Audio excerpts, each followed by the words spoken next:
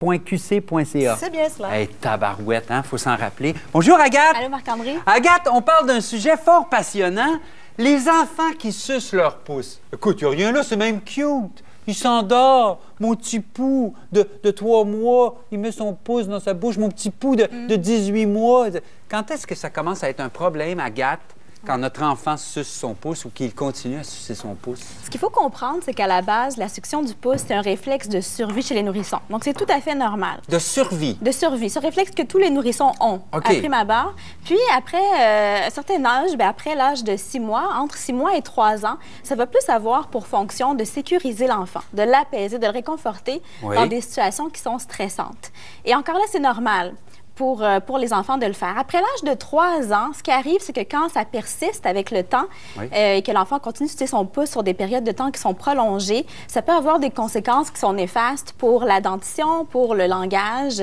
Parce que c'est le développement de la bouche, de cet appareil de communication qui peut être transformé. On parle du pouce, on parle de la suce aussi? On parle de la suce aussi. La suce même, il y a plusieurs écoles de pensée, mais en fait, les pédiatres recommandent souvent de commencer le sevrage dès l'âge d'1 an pour éviter que la dentition, en fait, l'arcade dentaire se déforme. OK. Le sevrage de la suce, pas nécessairement de l'allaitement. Non, de la suce. Oui, tout à fait. De la suce puis du pouce. Exactement. Bon, les problèmes, ça pourrait être quoi? Bien, en fait, j'ai une vidéo qui explique bien, en fait, qui montre visuellement ce qui arrive quand on suce le pouce longtemps. Oui. Donc, les dents Après d'en 3 avant... ans, là, mettons. Oui, c'est ça. Les dents d'en avant finissent par avancer, comme on le voit sur la vidéo. OK. Et puis ça va faire en sorte que les dents d'en haut et celles d'en bas vont pas bien se fermer ensemble, ce qu'on appelle une malocclusion. Oui. Et ça peut entraîner des problèmes au niveau de l'articulation de certains sons, une déglutition aussi qui va être atypique. Donc, ça veut dire que la langue va pousser sur les dents d'en avant au moment d'avaler la salive ou des aliments. Et ça va entraîner des problèmes au niveau de l'articulation. Souvent, c'est que l'enfant va zozoter, parler sur le bout de la langue comme ça. Est-ce que pour la respiration, est-ce que ça peut faire des problèmes aussi? Oui, en fait, c'est qu'à la longue, l'enfant va garder sa bouche ouverte au repos alors qu'elle est censée être fermée, donc il va avoir tendance à respirer par la bouche.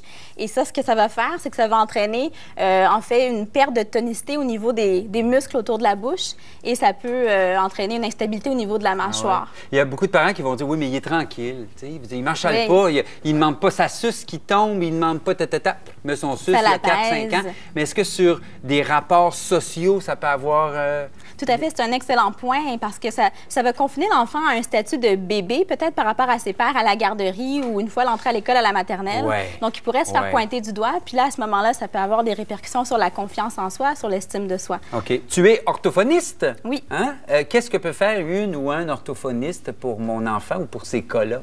En fait, dès l'âge de 3 ans, on peut commencer à intervenir pour essayer d'éliminer les mauvaises habitudes orales. Donc, essayer d'éliminer la succion du pouce. Pour pouvoir l'éliminer, il faut comprendre dans quel contexte ça arrive. Donc, pourquoi il fait ça? Exactement. C'est quoi l'émotion qui va être liée à ça? Est-ce que l'enfant, il le fait à un endroit en particulier, dans un contexte donné? Pour combien de temps il va le faire? Est-ce qu'on parle d'une durée de 6 heures par jour ou moins? Ah oui. Donc, est-ce qu'il y a un objet dès qu'il y a les mains associé? libres ou en auto. Je m'aperçois que c'est toujours en auto. Exactement. Ou quand il écoute la télé. Quand il écoute la télé, c'est pas rare de 3 à 6 ans, là, tu passes ton enfance devant la télé. Mais...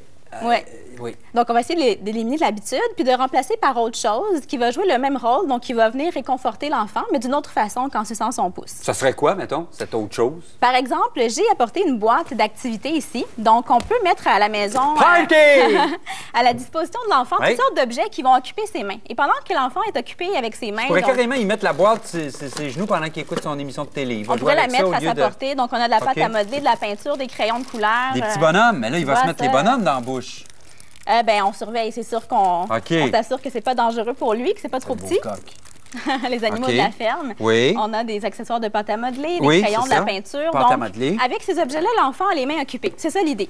Donc, ça permet de contribuer à diminuer le temps de succion du pouce. Aussi, on peut penser à faire allusion à son super-héros préféré. Exemple, Spider-Man, là, il ne suce pas son pouce, il a des belles dents. Donc, ça peut être un facteur de motivation pour l'enfant ou la Reine des Neiges ou peu importe. Un super-héros qui affectionne particulièrement. OK. Il ne le fait pas. Donc, toi, exactement. Fais-le pas. On peut l'encourager. Ou aussi, un truc super simple, dessiner sur son pouce. Je ne sais pas si on peut le voir à la caméra. On va le montrer. Monsieur Pouce. Écoute, elle a dessiné un bonhomme sur son pouce. Donc, on explique que Monsieur Pouce n'aime pas ça dormir dans la bouche de l'enfant. Il préfère dormir à côté de toi, par exemple, si l'enfant suce son pouce avant le dodo. Donc, ça, c'est un truc très simple. Puis, on pourrait penser aussi utiliser un calendrier de renforcement.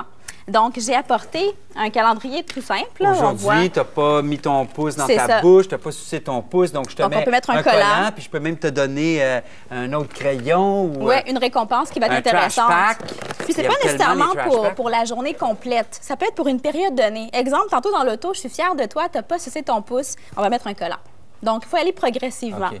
Qu'est-ce que tu penses des produits qu'on met sur le pouce? Tu sais, ça goûte mauvais ou je sais pas trop? Il y a des produits qui se vendent comme ça en pharmacie qui vont donner un mauvais goût. Donc, quand l'enfant met son pouce une fois, généralement, ça va le dissuader de le mettre une deuxième fois. Mais c'est pas le truc qu'on essaie en premier. C'est pas dangereux du tout, là. Il y a des parents pour qui ça fonctionne très bien. Mais généralement, on essaie d'autres trucs en premier pour éliminer cette habitude-là. Ça peut-tu être héréditaire? Ma mère me disait que je toussais mon pouce longtemps, jusqu'à 4-5 ans. Bien, mes enfants vont le faire ou...